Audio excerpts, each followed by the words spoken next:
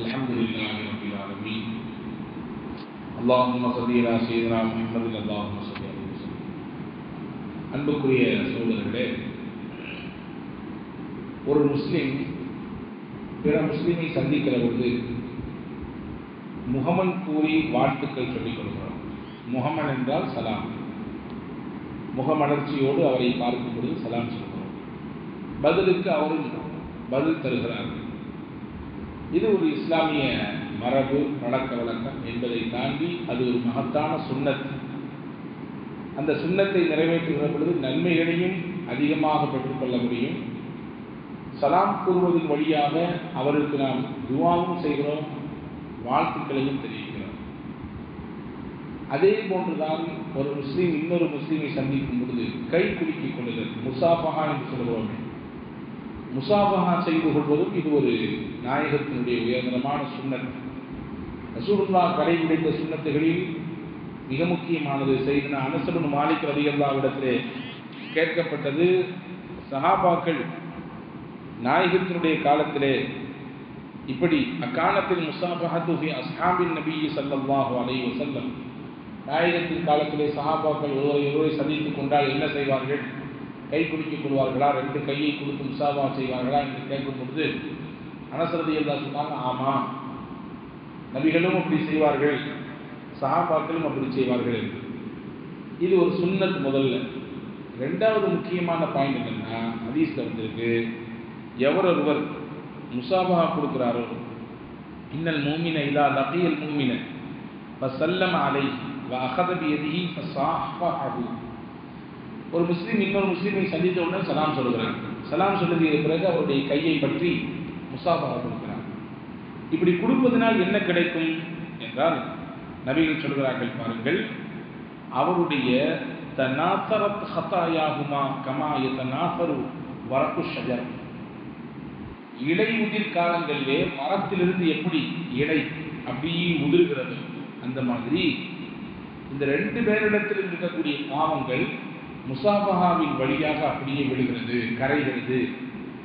இவர் கை கொடுத்து முசாபா செய்ததினாலே ரெண்டு பேரிடத்திலும் இருக்கக்கூடிய பாவங்கள் எல்லாம் அல்லாஹு தஆலா அப்படியே உதிரச் செய்து விடுகிறான் என்றார்கள் பூமான் நபி ஸல்லல்லாஹு அலைஹி வஸல்லம். முசாபா செய்வதன் வழியாக மிக முக்கியமான பலன்களில் முதன்மையானது பாவங்கள் அழிக்கப்படுவதற்கு, பாவங்கள் நம்மிடத்திலிருந்து உதிர்க்கப்படுவதற்கு அந்த முசாபஹா காரணமாக இருக்கிறது. மட்டுமல்ல, முசாபஹா என்பது மலக்குமார்கள் கூட செய்யக்கூடிய விஷயம் என்பதை நபி ஸல்லல்லாஹு அலைஹி வஸல்லம் அவர்கள் கோடிட்டு காண்பித்தார்கள். ஹதீஸிலே வந்திருக்கிறது, ஹன்ஸலா என்ற ஒரு சஹாபி நாயகத்தின் சபையிலே உட்கார்ந்தால் அவருக்கு நல்ல ஈமானிய நல்ல பற்று கிடைக்கிறது. வீட்டுக்கு போனால் அந்த சிந்தனை கொஞ்சம் மாறுது.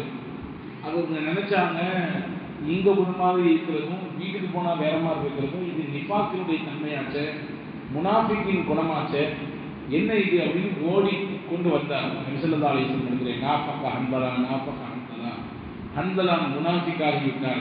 இங்கே இருந்தால் வேற மாதிரி குணம், வீட்டுக்கு போனால் வேற மாதிரி குணம். இங்கே இருந்தால் வேற மாதிரி சிந்தனை, வீட்டுக்கு போனால் வேற மாதிரி சிந்தனை. இது என்ன? இப்படி ரெண்டு விதமான நிலைப்பாடு உள்ளவர் தானே முனாஃபிக். நான் முனாஃபிக் ஆகிட்டு ஓடி வந்தேன். ஸல்லல்லாஹு அலைஹி வஸல்லம் அவரை கேட்டாங்க, என்னப்பா விஷயம் அப்படின்னு. இங்கே இருந்தால் நீங்கள் குர்ஆன் பேசுகிறீங்க, ஹதீஸை சொல்கிறீங்க, உங்களுடைய வார்த்தையை கேட்க கேட்க எங்களுடைய ஈமான்லாம் அதிகரிக்குது. எங்கள் வீட்டுக்கு போனால் எங்கள் வீட்டு வேலையை பார்க்கணும், பிள்ளைகளை பார்க்கணும், மனைவி மக்களை பார்க்கணும், இந்த மாதிரியான சிந்தனைலாம் வருது.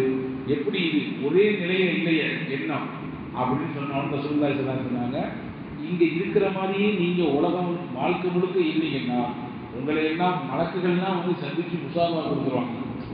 என்கிட்ட இருக்கிற மாதிரியே நீங்கள் பூமியிலே இருந்தீங்கன்னா, என்கிட்ட இருக்கிற மாதிரி என்னுடைய சபையில் இருக்கிற மாதிரியே வீட்டில் இருந்தீங்கன்னா, என்கிட்ட இருக்கிற மாதிரியே நீங்கள் 24 மணி நேரம் இருந்தீர்கள் என்றால் மலக்குகள் எல்லாம் உங்களை வந்து சந்தித்து முசாபா செய்துள்ளார்கள் அப்படின்னு சொன்னாங்க. இது ஒரு நிலை, அது ஒரு நிலை, அவ்வளவுதான்.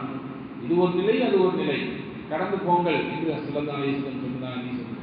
இப்போ எதுக்கு சொல்றேன்னா, மலக்குகளின் செயலும் கூட முசாபஹா இருக்கிறது என்பதை நாம் பார்க்க முடிகிறது. அது மட்டுமல்லாமல் இன்னொரு முசாபஹாவால் கிடைக்கக்கூடிய முக்கியமான பலன், ஒருவருடைய கையை பற்றி முசாபா கொடுத்தா தெரிஞ்சுக்கணும் இந்த விஷயத்தை. முசாபா தரதுனால என்ன கிடைக்குது, என்ன பலன், அது ஒரு சுன்னத்து. அதே மாதிரி பாவங்கள் கரைகிறது. மூணாவது முக்கியமான பலன் என்ன தெரியுமா? உள்ளங்களுக்கு இடையிலே பிணக்கு இருந்தால், உள்ளங்களுக்கு இடையிலே வெறுப்பு இருந்தால், குரோதம் இருந்தால், உள்ளங்களுக்கிடையே அழுக்கும் நெருடலும் இருந்தால் ஒரு முஸ்லீமும் இன்னொரு முஸ்லீமும் கொடுக்கக்கூடிய முசாபஹான் வழியாக அதுவெல்லாம் போய்விடுது.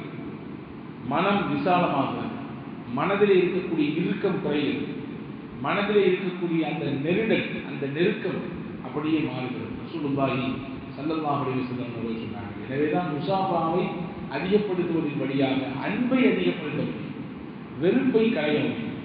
ஒருத்தர் கூட பேசலையா, ஒருத்தரோட இருக்கக்கூடிய அந்த விவகாரம் நமக்கு பிடிக்கலையா, மனசுல நினைச்சிட்டு பண்ணா அதிலிருந்து வெளியே வர வேண்டும் என்று நினைத்தால் அவரை பார்த்து சலாம் சொல்லி கை குலுக்கி முசாஃபாக கொடுத்தால் போதுமானது.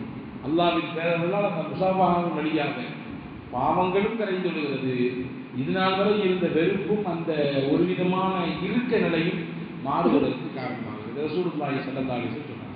ஆக இந்த 3 பெரிய முக்கியமான பலன்களை முசாஃபஹா என்பது கொடுக்கிறது.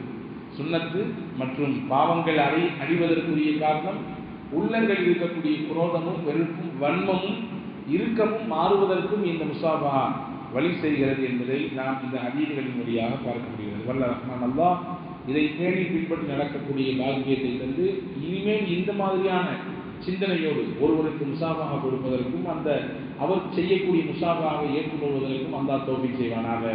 ஆமீன். பிஹக்கி சய்யிதுனா முஹம்மதின் வாலி